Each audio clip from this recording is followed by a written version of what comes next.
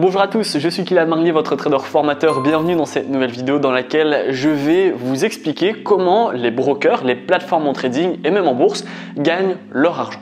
Effectivement, cette vidéo je la fais à chaud parce que je me suis baladé sur YouTube pour rechercher du contenu, des vidéos que je pourrais vous faire, et je suis tombé sur quelqu'un, je ne dirai pas le nom, je ne dirai pas le nom de la chaîne, c'est pas le but de cette vidéo. Je suis tombé sur quelqu'un qui disait qu'en fait les plateformes, elles gagnent de l'argent quand vous perdez.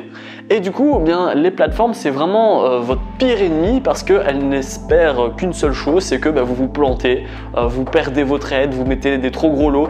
Et si vous cramez votre capital, c'est justement du capital que la plateforme va avoir. Et ainsi, au plus les gens vont perdre leur argent, au plus elles vont se remplir les poches. J'ai failli faire un arrêt cardiaque et je suis devenu sourd quand j'ai vu cette vidéo et je me devais de faire une vidéo explicative pour vous expliquer concrètement comment les plateformes gagnent de l'argent. Alors si vous êtes un débutant, voire même un intermédiaire, voire quelqu'un qui s'y connaît déjà un minimum en trading, vous n'êtes pas censé savoir que lorsque je mets une position à l'achat et que je perds mon argent, l'argent que j'ai perdu avec ma position acheteuse, elle ne va pas dans la plateforme, mais c'est la personne qui, elle, a vendu et qui du coup a gagné de l'argent. C'est comme ça que ça se fait. Si j'achète et que je perds, c'est que quelqu'un a gagné parce qu'il a vendu. Et donc, l'argent que j'ai perdu, c'est l'autre vendeur qui était en face de moi qui a gagné sa position. Dans le trading, on a des acheteurs, on a des vendeurs et on va chaque fois entre guillemets se battre contre les acheteurs ou les vendeurs. Si les acheteurs gagnent, on va dire, contre les vendeurs, la tendance elle est haussière. Par contre, si les vendeurs gagnent et qu'ils prennent le dessus, on est sur une tendance baissière.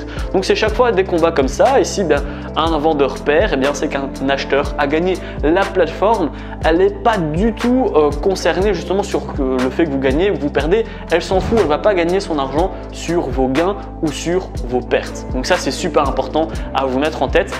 La plateforme n'est pas votre pire ennemi. Elle n'a pas du tout de conscience entre guillemets entre oui je vais essayer de le faire perdre, oui je vais essayer de prendre son capital, etc., etc. Ensuite, je voudrais vous poser une question.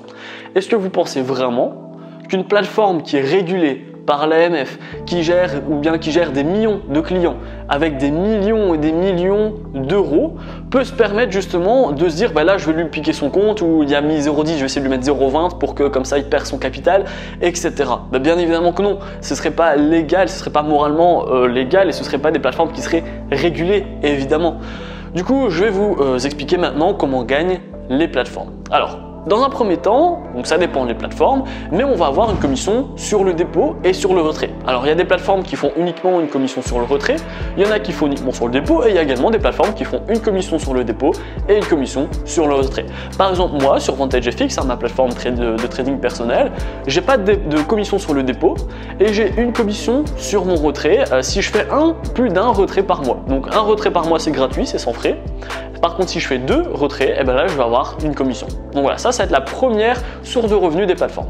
Ensuite, la deuxième source de revenus, ça va être les commissions d'overnight ou d'overweek. Ça veut dire quoi? Par exemple, je mets une position le lundi, je la ferme vendredi. La plateforme, elle a dû garder ma position des jours et même des nuits et des nuits. Et donc, j'ai une commission, on va dire, pour que la plateforme elle puisse garder ma position. Donc, les commissions, à chaque fois, ça peut être quelques cents à quelques euros. Ça dépend de votre capital, ça dépend de votre lot, etc.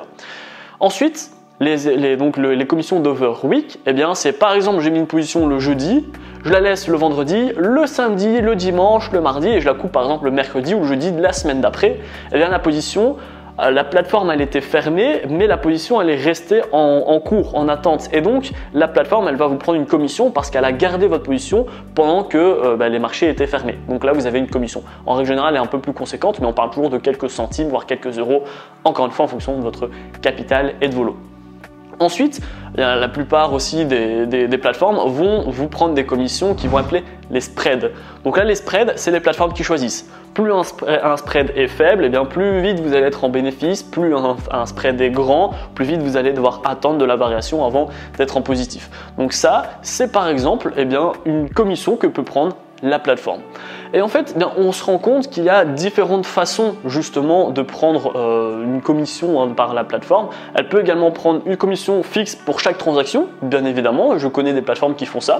Ou par exemple, pour chaque transaction que vous allez mettre, vous allez avoir 10 centimes de frais ou 1 euro de frais. Voilà, elle peut également faire ça.